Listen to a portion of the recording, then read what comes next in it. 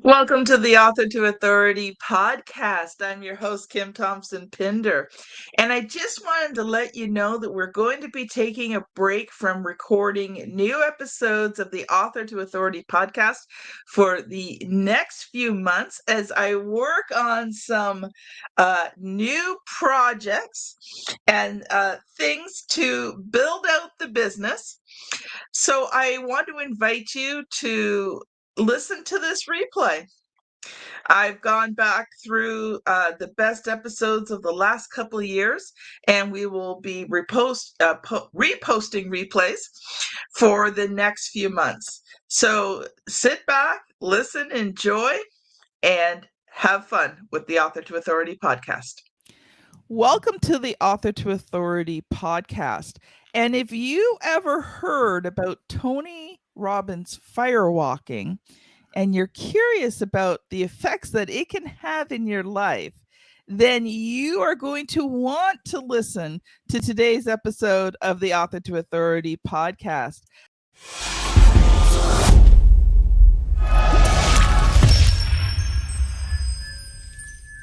I want to welcome Dave Albin to the show. Now, he was born in 1954 at Queen of Angels Hospital in Hollywood, California, to a single mother.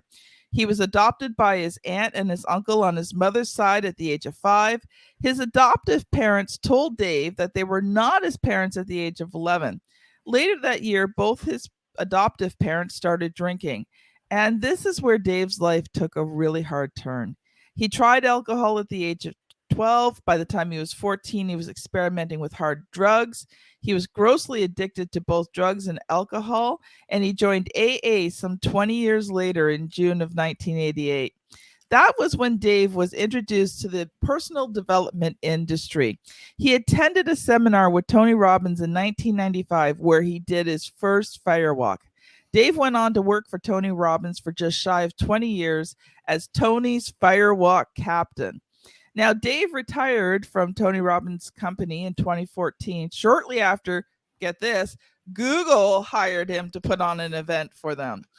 Firewalk Productions was born in 2014, and Dave has done gigs for NASA, Heineken, the Entrepreneurs Organization, Remax, Chick-fil-A, Google. I mean, you name it, he has done it. So welcome to the show, Dave.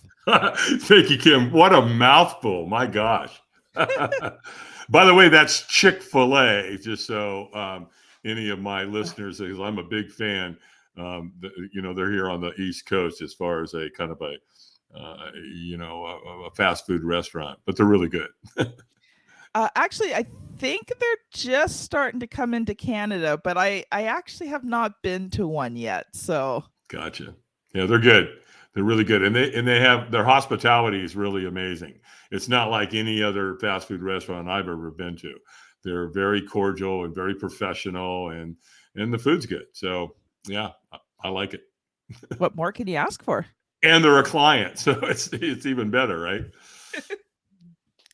So, Dave, I shared a little bit of your story here, but since this is your first time on the Author to Authority podcast, I would love for you to go into more detail about it, especially, I mean, how you attended a Tony Robbins event, but how did you end up working for him? Well, so when I went through a program that Tony had called Personal Power. Right after I got sober, I was up late at night all the time. I had insomnia, so my sleep patterns were all over the place. And I was up late one night, and there he was, Mr. Tony Robbins, young Tony, enthusiastic Robbins in Gunty Ranker, and he was selling a program called Personal Power. And it was a month-long program, and it came on these little white things called cassette tapes. And right, some of your listeners are going to go, "What are those?" I have no idea what those are. They probably don't even know what or CDs are, right? So anyway, I went through the program. I did what it told me to do, Kim, and it worked. And so one of my buddies in AA noticed that I started making a lot of changes. I started working out. I started my own business. I had a really kind of a positive outlook on life. And so he was like, "Dude, what are you doing? What's going on?" And I said, well, I went through this program, Tony Robbins. It's a 30-day program. It's called Personal Power. And I'll loan it to you, man, if you want to check it out. If you promise me you'll go through it. And he said, absolutely, I'll go through it. So he did. Well, 7 years later, he calls me on the phone. And he said, Dave, did you know that Tony Robbins is coming to town live? And I'm like, no, Dan, I had no idea. And he goes, dude, come on. You got to go with me. You got me into this. So, come on, let's do this. And I'm like, well, what's the date? So the dates worked for me. And he said, great. So you'll go. Yes. He goes, great. I'll call you back. I'm going to go make the arrangements. Well, he called me back like an hour later. And he said, done. We pick up the tickets at will call. And here's what they told us to do. Number one, bring snacks. You're going to spend a lot of time in the room. What an understatement that was. Drink a lot of water. Hydrate. Really important. Bring a good attitude and be ready to play full out. Well, I said, Dan, how much was the ticket? And he said, $700. And I went, well, don't you worry. I'll play full out. I mean, what is that today? And they said, I was 95, 700, probably $7,000 today, right? Yeah. So, and just as he's getting ready to get off the phone, he goes, oh, by the way, I forgot to mention something. We're going to be doing a Firewalk. And I remember thinking, Kim, I was like, are you kidding me? This is the dialogue that's going on in my head. I'm like, oh, hell no. That's a hard no for me. Right? I'm not doing that. So you can forget about that. We'll let that for all the crazies. And you know what's interesting about that, Kim? I didn't even know what a Firewalk was. I didn't know what that meant. But it just didn't sound like anything I wanted to be part of. So I'm saying no.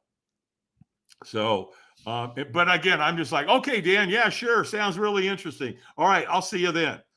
Well, the day of the event, we get there and we get checked in. And the next thing you know, Tony takes the stage. Now, this is 2:00 in the afternoon. The next thing we know, it's after midnight. I've been in a room for 10 hours with Tony Robbins. It's a good thing I brought snacks, I can tell you. And water. And the next thing we hear, Tony says, take your shoes off. And I'm like, oh, no, I'm not falling for that one, pal. You can kiss that off because I'm not doing your Firewalk. I'm here to see you. It's great, but I'm not going to do this Firewalk thing. Well, as I look around, I'm in a seminar with 3,500 people. And I'm looking around and guess what? They're all taking their shoes off. And I'm like, oh, man. So if I don't take my shoes off and I walk out there, they're going to know that I'm a coward. And we certainly can't have that now, can we? So I'm like, so just take your shoes off and fake it. Nobody's going to know. You can just go get lost in the crowd. So Tony, before he gets you to go outside into this giant parking lot where this Firewalk's going to take place, he gets everybody chanting. So they're clapping and they're like, yes, yes, yes. And they're all walking out there and I'm walking out there going, no, I don't think so. Well, it gets worse. It gets a lot worse. So as soon as you get out there, Tony's got African drummers. Right, so it's dun dun dun dun dun dun dun dun dun, and everybody's yes, yes. So the ambiance is unlike anything you've ever experienced in your life. It is insane. The level of intensity when you get out there. Well, back in the corner of this parking lot, they built a giant fire. Probably about the time he took the stage, 2:00, something like that. And that fire pit is 30 feet wide. And it's every bit of 60 to 70 feet long. And they stack it with wood all day, hardwood. And so it burns down, and it finally renders a giant, beautiful pile of coals. Well, what they did is they take wheelbarrows and they shovel the coals into a wheelbarrow. Then they pull a wheelbarrow in between two fire lanes of sod, of grass, which is 3 feet wide, 18 feet long. And then they would just, from that wheelbarrow, they'd take a shovel, a flathead shovel, and they'd sprinkle those coals on top of that grass, and that's what you physically walked on. Well, I figure, because I'm not going to do this, I'm going to go hide out in the back, which, I thought was a good strategy. Not so much. So here's the thing. Tony knows that this is a paradigm shift experience. He knows this can literally be one of the most life-changing things you'll ever do. So he wants to make sure, as much as he possibly can, that every participant goes through it, because it's going to create an incredible change. And so he knows where all the cowards are, right? He knows people, they're in the back, right? Hiding out. So what's he do? He trains people to come find you. Yep. And so he also trains them, when you make eye contact with these people, don't take your eyes off them. Because the next thing I know, here comes this dude. And he makes eye contact with me. And he's not taking his eyes off me. And he probably gets within 20 feet of me. And he kind of bends down and looks at me with a really puzzled look on his face. And he says, "Are you okay?" Well, when we're not okay, what do we say? Yeah, I'm fine. "Oh, I'm fine. Good. All good here, pal. You can keep moving on," right? And so he says, "So, hey, are you gonna walk tonight?" And I'm like, "Absolutely not." And I said it about that way, right? And he goes, "Hey, man, that's cool. No problem. We don't want you to do anything you don't want to do." And I thought, wow, I like this guy. He's going to get me out of here. And then he asked me, right? False sense of hope, probably for me. And then he asked me a question that's changed my life forever. A stranger, Kim. I don't know who this guy is to this day, but he changed my life. Because the question he asked me was, "Wouldn't you at least like to watch?" And I'm like, "Well, yeah, sure. I'd love to watch these people burn their feet off. This should be entertaining." And he said, "Well, listen, you're not going to be able to see anything from way back here. I'm 100 yards away from where they're doing it. I got 3,500 people standing in front of me, Kim. I can't see anything. Nothing. Yeah. I can hear it. I can see the glow of the big fire. I can hear the drums, the African drums. I can hear everybody chanting, 'Yes, yes.' And they're starting to walk, and I'm hearing them scream and yell and all this, but I can't see anything." So he said, "Well, listen, just get in line, and eventually you'll get up there. You'll be able to see it." So, did he trick me? Well, he got me in line. That's the bottom line. So I get in line, and I'm kind of walking along, and, and again, I got 3,500 people in front of me. I can't see anything. And all of a sudden, this guy comes up to me, and he whispers in my ear, and he goes, "He knows when you're ready. When he says go, you go." And pew, this guy just disappeared into the night.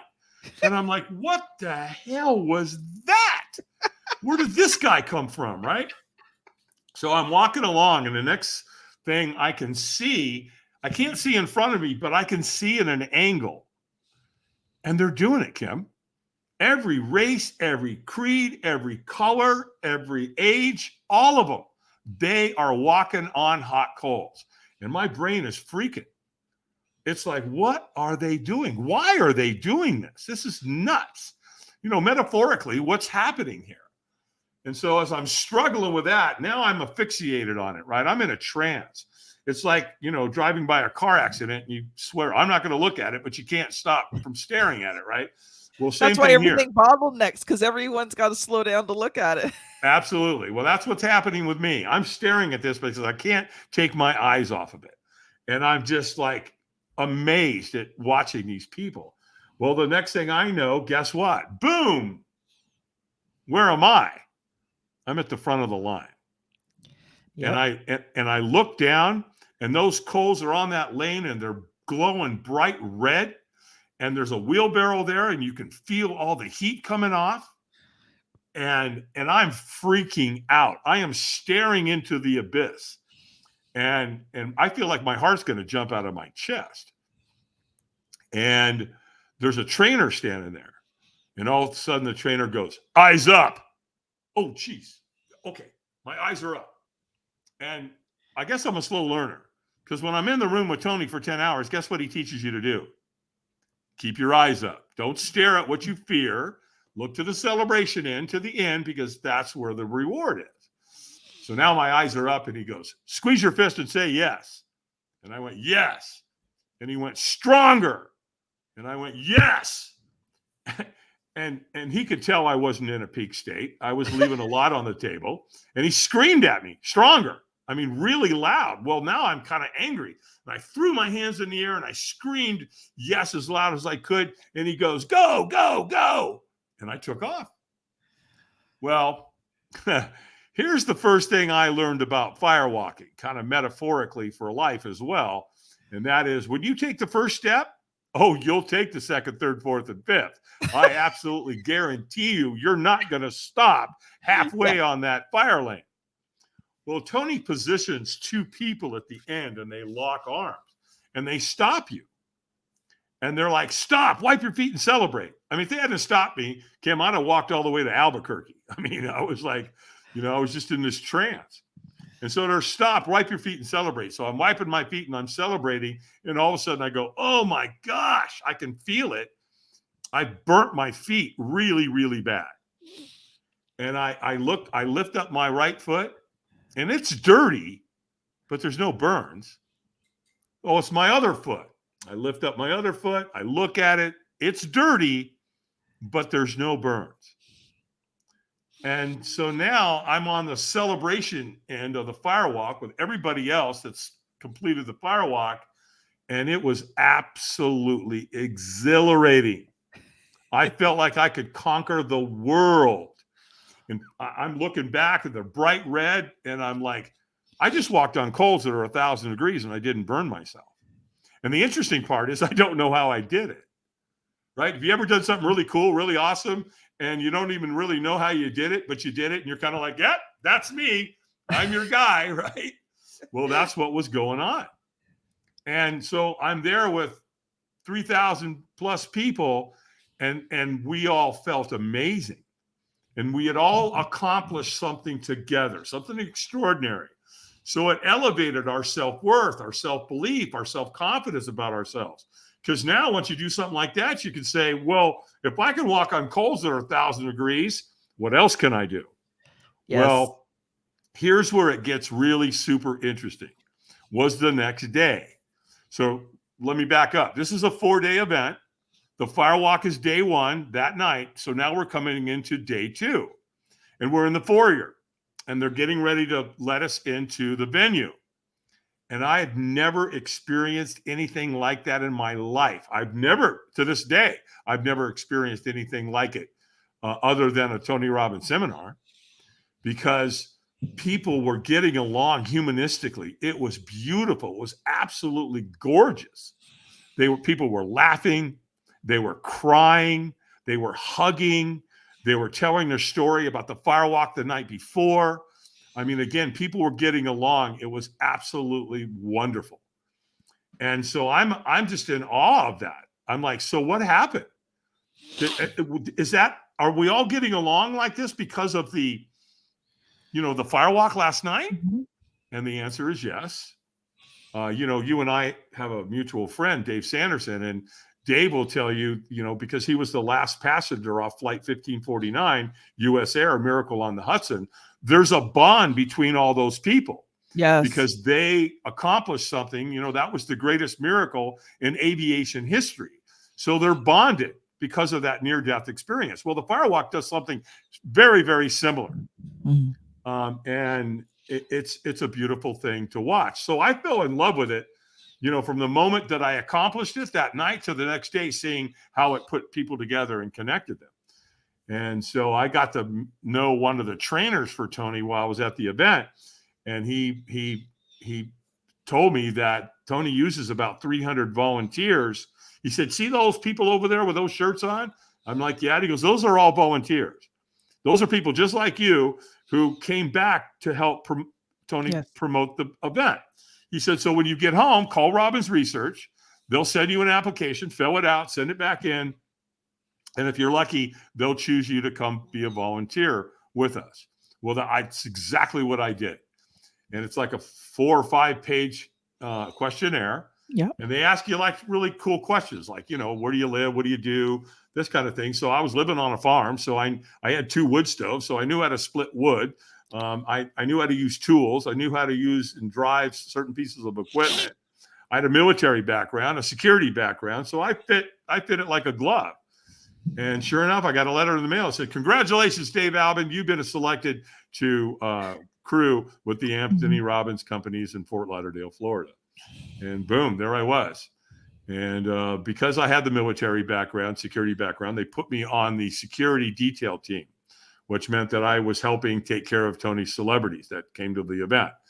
And then because I had the other experience with the tools and all that, they put me on the fire building team as well, which is exactly what I wanted to do anyway. And it just grew from there, Kim. I crewed probably 4, 5, 6 times, something like that. I don't remember exactly. And the next thing I knew, they offered me a subcontractor's position to be part of the security detail and to be on the fire building team. And so that was 95, 96. And then in 2003, boy, my life took a real turn. They offered me the captain's position. So that meant I would take over all of the firewalks globally, which I accepted. They also, because I wasn't going to do it because I homeschool my kids, Tony ended up offering to pay for my family to travel with us on the road, which you can imagine. Like my first event with my wife and kids, we went to Sydney, Australia. So you can imagine. Nice, right? Yeah, it was very nice. And then in 2005, we went to London and we set a world record. We firewalked 12,300 people. Wow. Now I want to disclose something. I say a world record. Guinness was not there. The Guinness Book of World Record was not there. However, I do know, to the best of my knowledge, that there's never been a firewalk that big anywhere in the world. The only thing that comes anywhere close to that is another Tony Robbins seminar. So we walked 12,300 people that weekend, which was phenomenal. And then my life took another turn. In 2014, I'm driving down the road, my phone rings and it's Google. And they want to know if I'm the Dave Albin that does the firewalks for Tony Robbins. Well, yes, I am. What can I do for you guys? Well, we'd like to talk to you about hiring you, as long as, of course, you're not under some contractual obligation or non-compete. And I'm like, nope, homeboy's a free agent. What you got going on? And so they told me about an event. They gave me the dates. I was available. And I'm like, so what's your budget for this? And they wrote it down and they showed it to me. And I remember looking at it going, I can work with you guys. And so there I am. I'm in Mountain View, California at corporate headquarters, putting on a glass walk experience for 148 of their executives. We did the glass walk opposed to doing the firewalk because it was a graduation and it was in the middle of the day. And I don't do firewalks in the middle of the day. So when I gave them the option of doing the glass walk, they went, oh, yeah, that's interesting. Tell us about that. And so they opened right up to it. So I actually ended up doing 2 glass walks for Google, did one the following year as well. And that's when I kind of realized that there was an incredible marketplace for these types of corporate team building experiences. Because, most CEOs and business owners, entrepreneurs have heard the statement, what doesn't challenge you doesn't change you.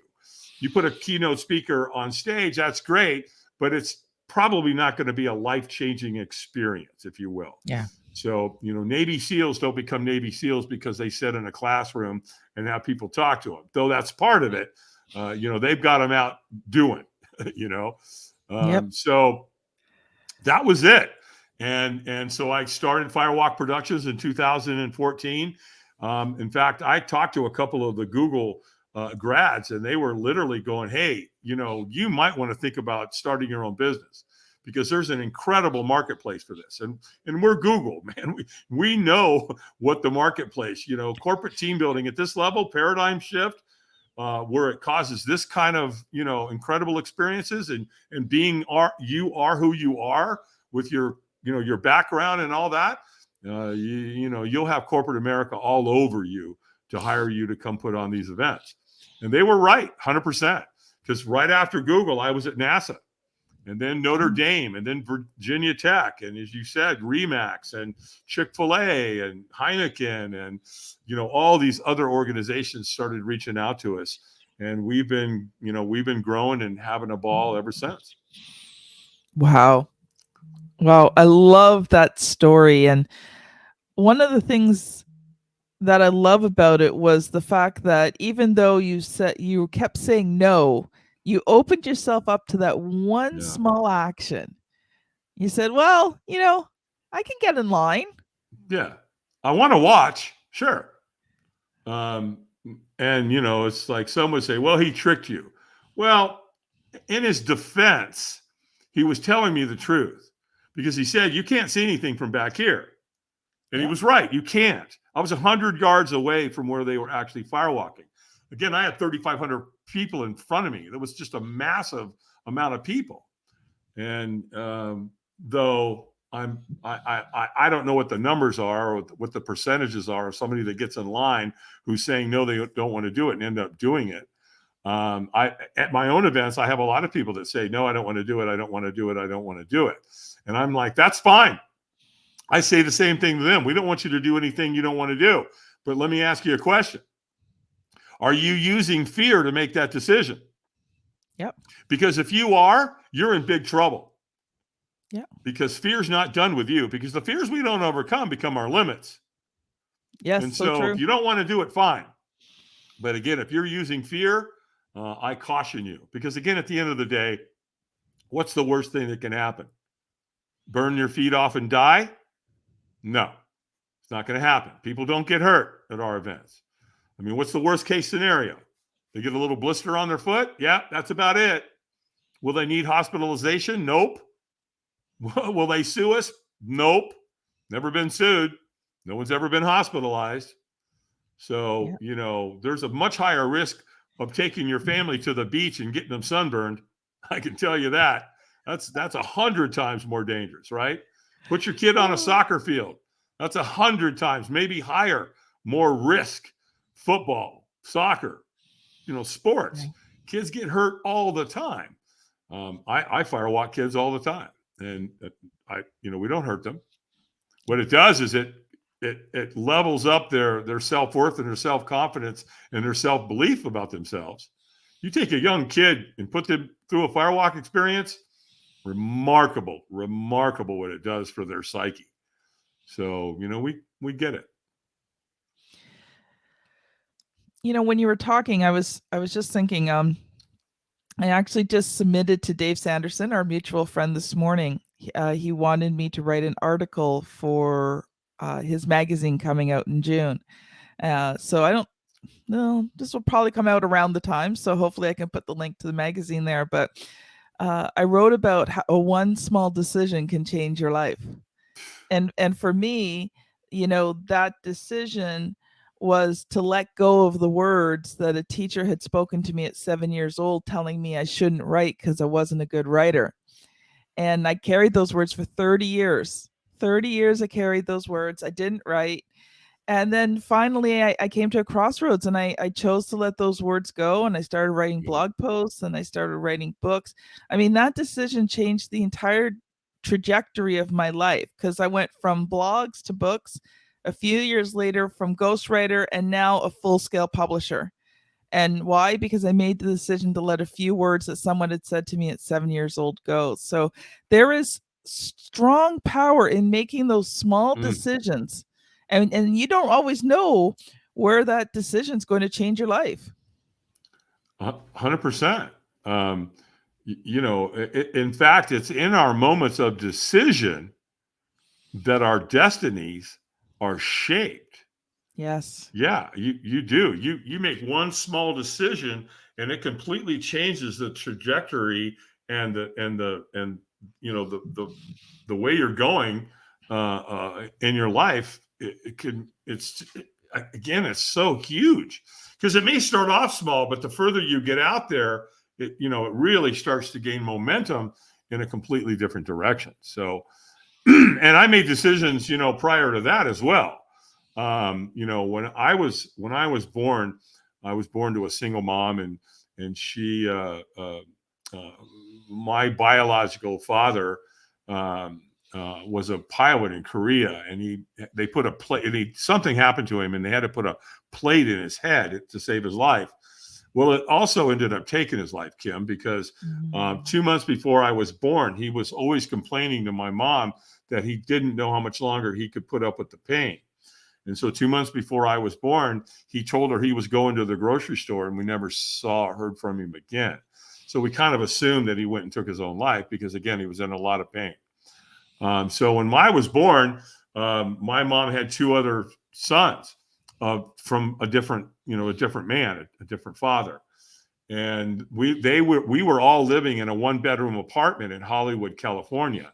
My mom, my 2 stepbrothers, a cousin, and my grandmother, right? So there was 5 of us living in this small 1-bedroom apartment, not right across the street from Hollywood High School. And so when I was 5, my mom, who was working as a server at the Roosevelt Hotel in Hollywood, she just couldn't make ends meet anymore. She couldn't afford to have me. She couldn't afford to feed me. And so she did the most loving thing she could do, and she put me up for adoption. And her sister, my aunt, literally by marriage, right, adopted me. And so I moved from Hollywood to Long Beach. And I was 5. And so they swore off drinking, both now my new mom and dad.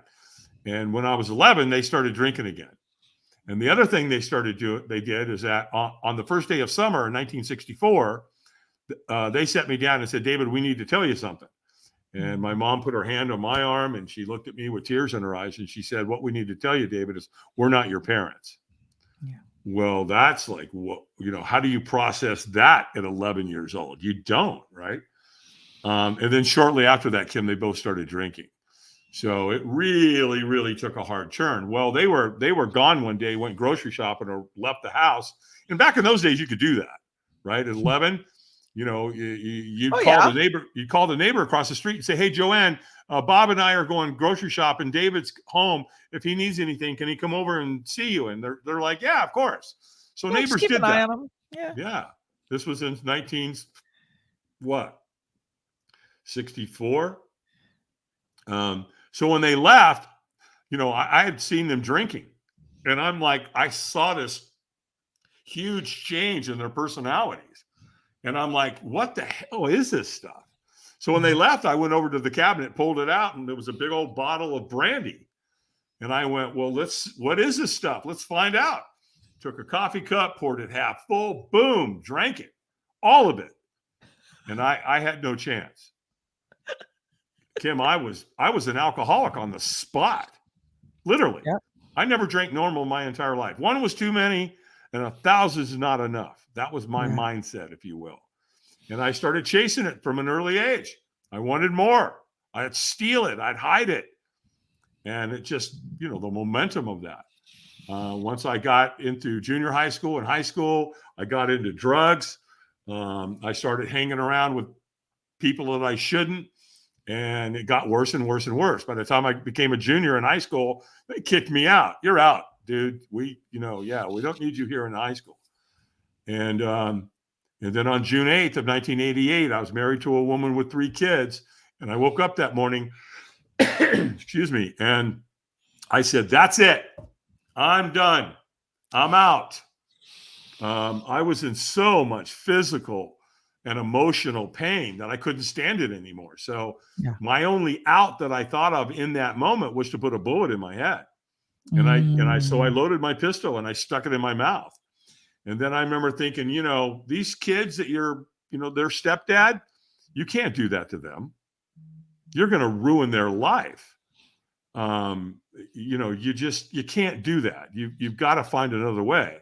And I even wrestled with, well, don't do it in the house so they don't see it. Go out in the woods and do it. But it doesn't matter. It doesn't matter. You're right. So geographical location doesn't really matter. We know when someone commits suicide, you kill everybody around them as well. And, it's a permanent answer to a temporary problem, which really made a lot of sense to me.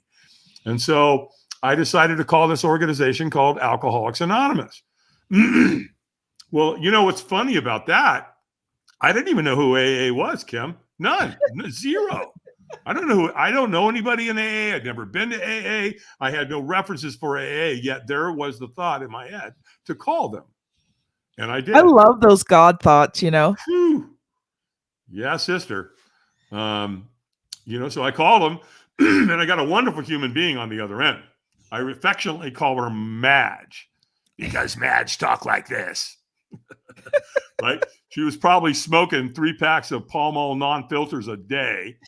And man, she drilled me. She was in my face.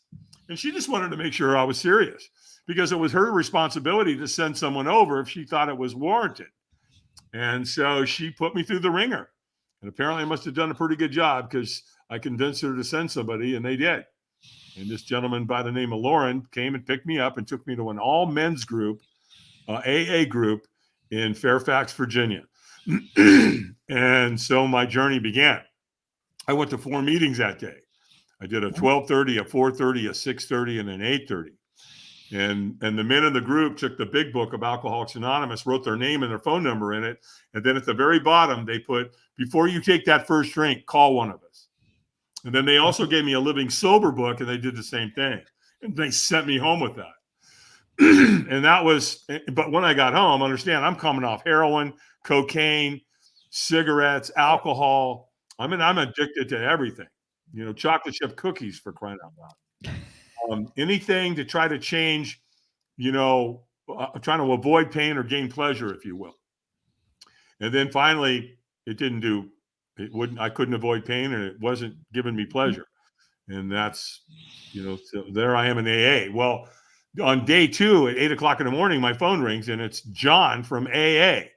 And he had heard me tell in the meeting where I lived, and he knew where I lived. And so he got my phone number, called me, and said, "Hey, good morning. How you doing?" And I'm like, "How do you think I'm doing? I want to kill somebody. And I might start with you." And he goes, yeah, you're going to be okay. Listen, hey, I'm going to come get you. Let's go to breakfast, and I'll take you to an AA meeting. And that camaraderie, that kind of treatment, that kind of love and connection with people was unlike anything I'd ever experienced. And so, these were my homies. I felt at home with them. When they told me they knew how I felt, I knew they knew that. They were congruent with their word. And so it's a powerful group. AA is phenomenal. And I fell in love with the group. I fell in love with these guys. They were happy. They were joyous. They were free. And I wanted what they had. And they said, great, just do what we do. Success leaves clues. Come to meetings, get a sponsor, read the literature, work the steps. And guess what? Your life will get better. And they were right. And so, about the same time, again, the personal development industry showed up about the same time I got sober because I had insomnia and I was up late at night all the time. So my sleep patterns were all over the place. And there I was one night, 3 o'clock in the morning, watching TV. Watching Tony. There's Tony on the infomercial, Gumpy Ranker, a young, motivated Tony Robbins. Oh, he made me sick. He was so motivated. I wanted to punch him in the face. Dave? Yes. Unfortunately, we are already over time. Okay. Understood. To be honest, I would love to sit and listen, but we have gone over our time for today. So what I would love for you to do, Dave, can you give one quick parting thought? And how can people connect with you? If they've heard your story and they're like, I need to get to know Dave better, how can they do that? Well, if they need to talk to me about sobriety and drug addiction and alcoholism, they have problems in their family, I want to open that up. If they want to talk firewalking and corporate team building, extraordinary experiences, the Dave Albin Firewalk Academy is coming up in October. And Kim, what that is people send their people to us, entrepreneurs, CEOs, whatever. They come to us, they go through the academy. I teach them all this stuff, and then they can go back to their respective businesses and facilitate on their own. So to find all that, just go to firewalkadventures.com. So that's one word, firewalkadventures.com. And as a matter of fact, if they want to consider the academy for being on your podcast and listening here today, if they give me a code 6828, that's 6828, I'll give them a substantial discount for being on your show, listening today. As far as a parting thing, here's what I'd say. Stop looking for heroes and be one. Oh, that is so awesome, Dave. Thank you so much for being on the show. And you know what, audience, is the Author to Authority podcast helping you? Has it helped you in your business? If it has, could you do me a favor? Could you pay it forward and share these episodes with someone else that you know that it will help as well? So this has been Dave Albin and Kim Thompson-Pinder on the Author to Authority podcast. Thank you so much for listening, and we'll see you on the very next episode. Bye now. Bye-bye.